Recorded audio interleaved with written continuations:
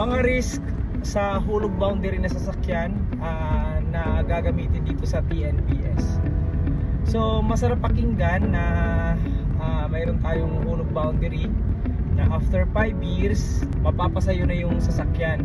So pwede to dun sa mga hindi ma-approve sa bangko or walang capacity para kumuha ng sasakyan. So maganda to dahil nga may ibang taong kukuha sa inyo, tapos kayo na lang mag-uhulog boundary dun sa tao, and after 5 years mapapasa inyo na yung unit.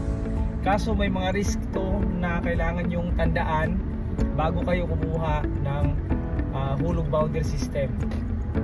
So dapat pag kukuha kayo sa hulog boundary, dapat kakilala nyo yung may-ari ng sasakyan.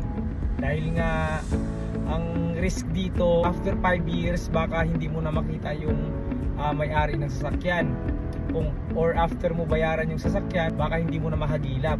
Kaya mahalaga kung kamag-anak mo or kakilala mo yung nagpapahulog boundary. Kasi guys, ganito kasi yan, yung prangkisa ng Grab or ng mga TNC ay hindi yan transferable. So kung sino yung may-ari ng sasakyan, kung sino yung nag-apply, sa kanya nakapangalan yung prangkisa or yung CPC. So after 5 years hindi yan matatransfer sa'yo.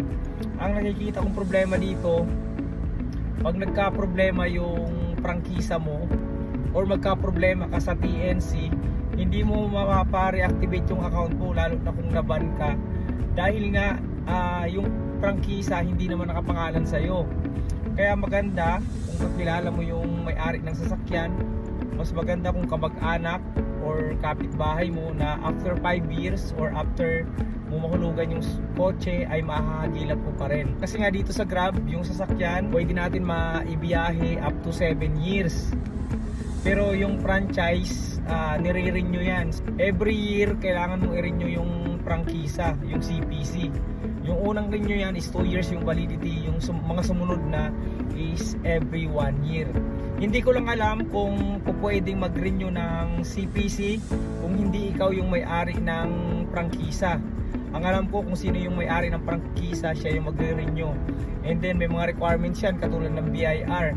Make sure na yung may-ari ng sasakyan, kung kanino nakapangalan, nagbabayad siya ng BIR. Dahil nga hindi mo marirenew yung prangkisa pag wala kang ITR. Isa siya sa mga requirements. Kaya bago kayo kumuha ng hulog boundary system, tandaan nyo, dapat huwag kayo kumuha kung kani-kanino lang or doon sa mga online na nag-o-offer, dahil baka after 5 years magka-problema ka naman doon sa prangkisa.